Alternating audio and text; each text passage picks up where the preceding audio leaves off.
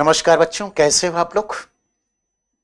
आज हम लोग एक बहुत ही इम्पोर्टेंट क्रांति पर चर्चा करने जा रहे हैं जो आपकी परीक्षा के लिए बेहद बेहद बेहद उपयोगी है।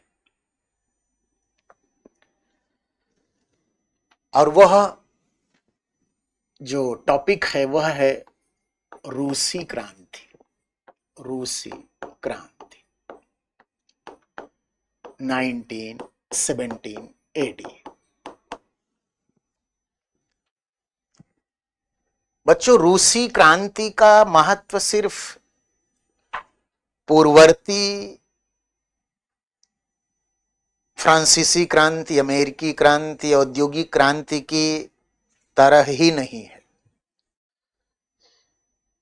यह चूंकि आपके सिलेबस में नया ऐड किया गया है, ये इस रूप में महत्वपूर्ण है कि यह अब तक की क्रांतियों से गुणात्मक रूप से बहुत ज्यादा अलग है।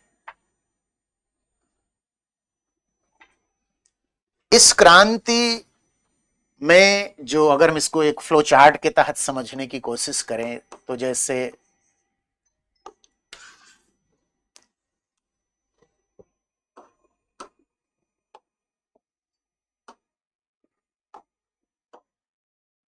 जो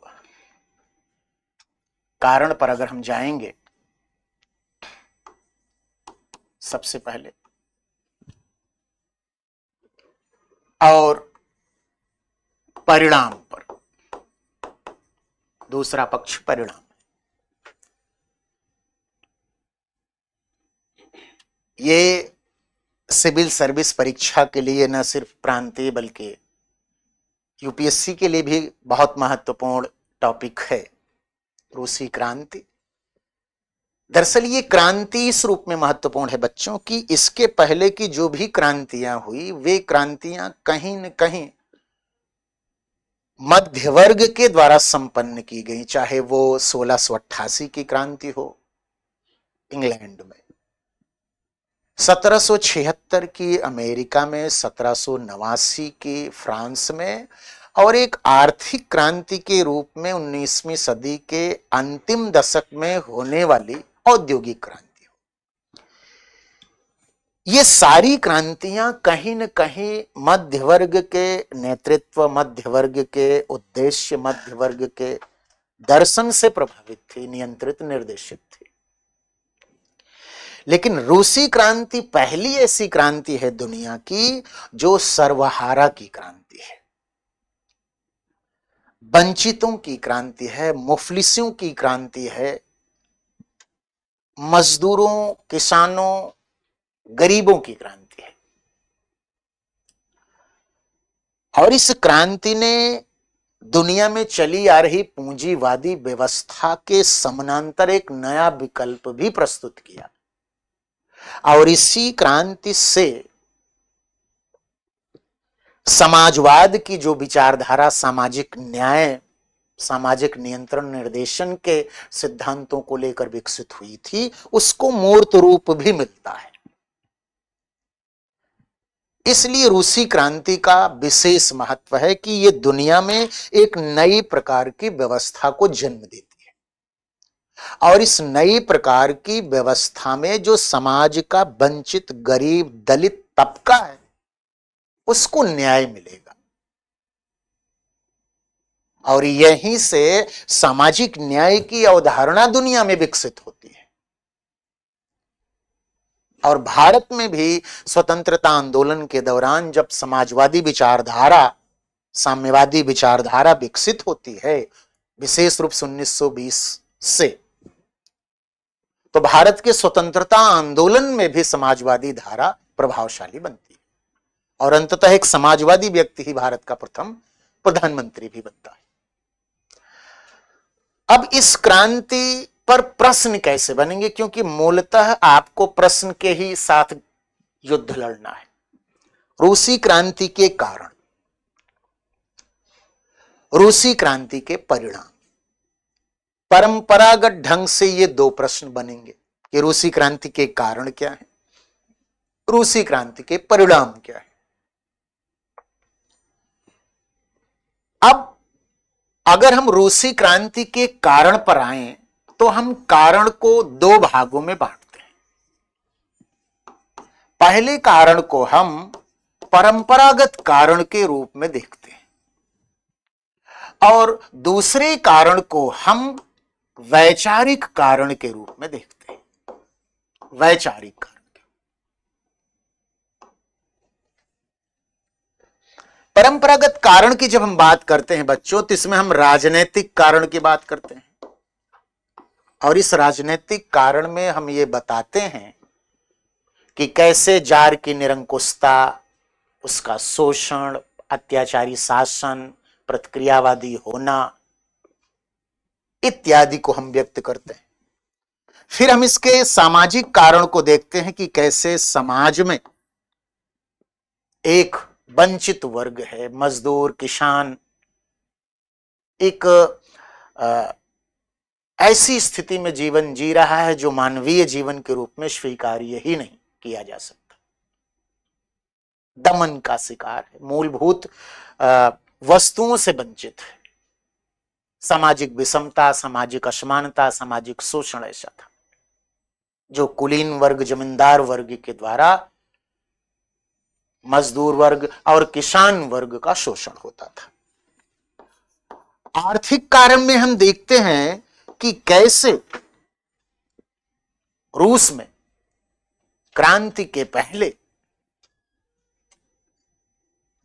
किसान परेशान है क्योंकि भूमिहीन है अधिकतम, मजदूर परेशान है क्योंकि उसको वेतन इतना कम, काम के घंटे बहुत ज्यादा, रूस में रोजगार का संकट है, औद्योगिकरण समुचित रूप से नहीं हुआ, कृषि का भी विकास नहीं हुआ है, किसानों का बहुत शोषण हो रहा है।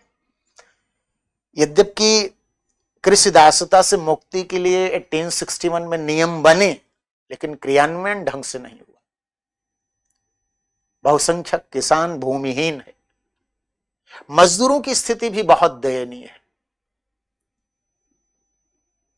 और इस तरह से हम आर्थिक कारण में आर्थिक पिछड़ापन, आर्थिक विषमता, भूमि का असमान वितरण, किसानों की दुर्दशा, मजदूरों की दयनीय दशा इत्यादि को देखते हैं कि कैसे ये जो है कारण।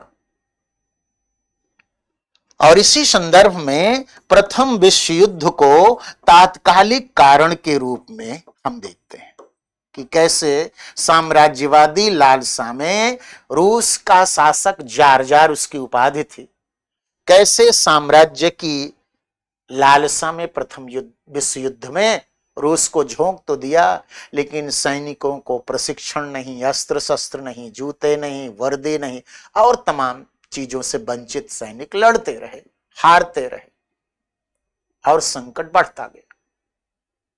और यह तात्कालिक कारण अंत में पहले केरेंस्की के नेतृत्व में और बाद में लेनिन के नेतृत्व में क्रांति को जन्म देता है।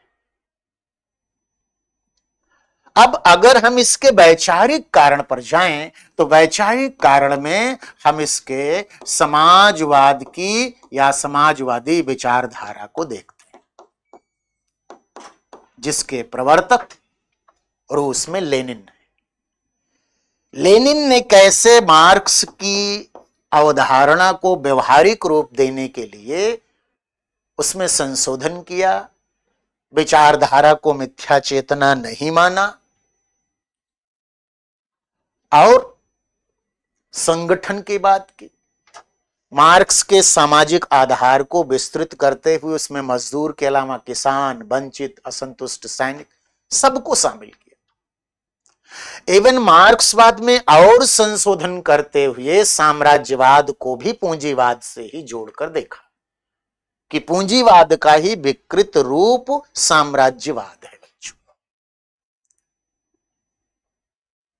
और फिर केरेंस्की की जो सरकार पहले 1917 में हुई फरवरी मार्च में, जिसमें उसने रोमानोव वंश, निकोलस द्वितीय जो शासक था रूस का, उसका अंत करती है, लेकिन एक मध्यवर्गीय बुर्जुआई व्यवस्था कायम करती है। इससे रूस की समस्या का हल नहीं हुआ और अंततः लेनिन आता है और कहता है क्रांति अभी बाकी है। और इस प्रकार आप देखिए तो बिल्कुल स्पष्ट है कि कैसे लेनिन ने अपने कुशल नेतृत्व, बोल्शेविक पार्टी और सामाजिक आधार को विस्तृत करते हुए एक साम्यवादी क्रांति को संभव बनाता है। और दुनिया में पहली बार हम देखते हैं कि साम्यवादी मार्क्सवादी विचारधारा पर आधारित एक व्यवस्था आती है जो मजदूरों, किसानों और वंचितों के न्याय की बात करती है। इसलिए लेनिन की भूमिका बहुत प्रखर रूप में देखी जाती है। इस तरह से हम कारणों को देख सकते हैं। इस क्रांति का परिणाम और प्रभाव भी बहुत महत्वपूर्ण है बच्चों। जैसा कि शुरू में ही स्टार्ट में मैंने आपको बताया कि यह पूंजीवाद को एक बहुत बड़ी चुनौती थी। यह एक सर्वहारा की क्रांति थी, सामाजिक न्याय के लिए क्रांति थी। इसने एक साम्यवादी व्यवस्था स्थापित की, साम्यवादी व्यवस्था स्थापित की जो पहले एक विचारधारा के रूप में ही थी। इससे सामाजिक न्याय की संकल्पना विकसित होती है। सामाजिक न्याय की, मजदूर, किसान, वंचित, दलित,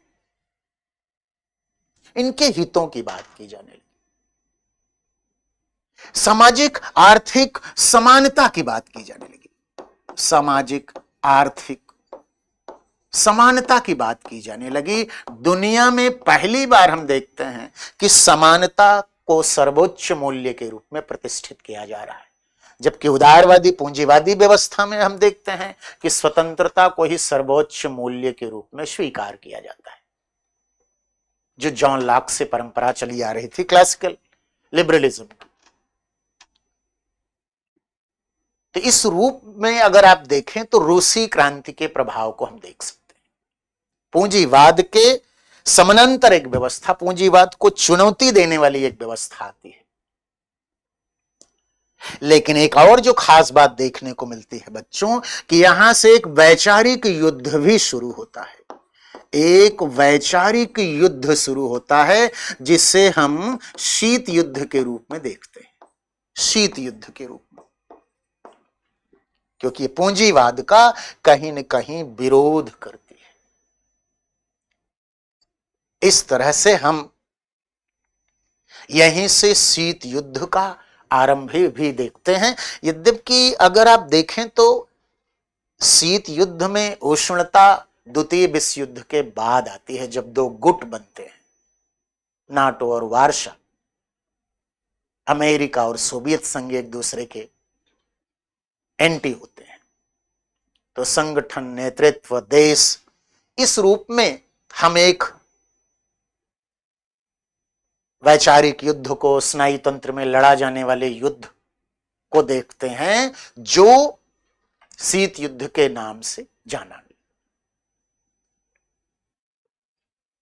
लेकिन यह भी आपको स्पष्ट कर दूं कि इसका प्रभाव दुनिया पर इस रूप में पड़ा बच्चों कि इस क्रांति ने वंचितों को एक आवाज दी, एक शक्ति दी, एक प्रेरणा दिया, एक विजन दिया और साथ ही साथ एक विकल्प भी दिया। भारत जैसे देश में भी इसके प्रभाव को हम देख सकते हैं। और 1949 में चीन में माओ त्से तुंग के नेतृत्व में भी दूसरी क्रांति होती है जो साम्यवादी विचारधारा से ही प्रभावित होती है, और चीनी क्रांति इनके लिए प्रेरणा स्रोत बनता है। तो रूसी क्रांति न सिर्फ चीनी क्रांति को जन्म देती है, सामाजिक विचारधारा को पूरी दुनिया में फैलाती है बच्चों, बल्कि पूरी दुनिया में पूंजीवाद के समानांतर या विकल्प के रूप में एक ऐसी व्यवस्था को भी जन्म देती है जो वंचितों शोषितों की आवाज बनती है।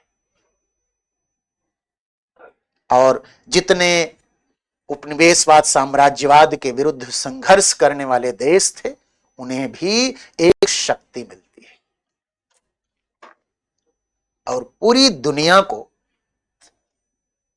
एक ऐसी दिशा मिलती है जिसमें जो गरीब देश हैं, पिछड़े समाज हैं, वंचित समाज हैं, दलित समाज हैं, उनके साथ न्याय की अवधारणा भी विकसित होती है।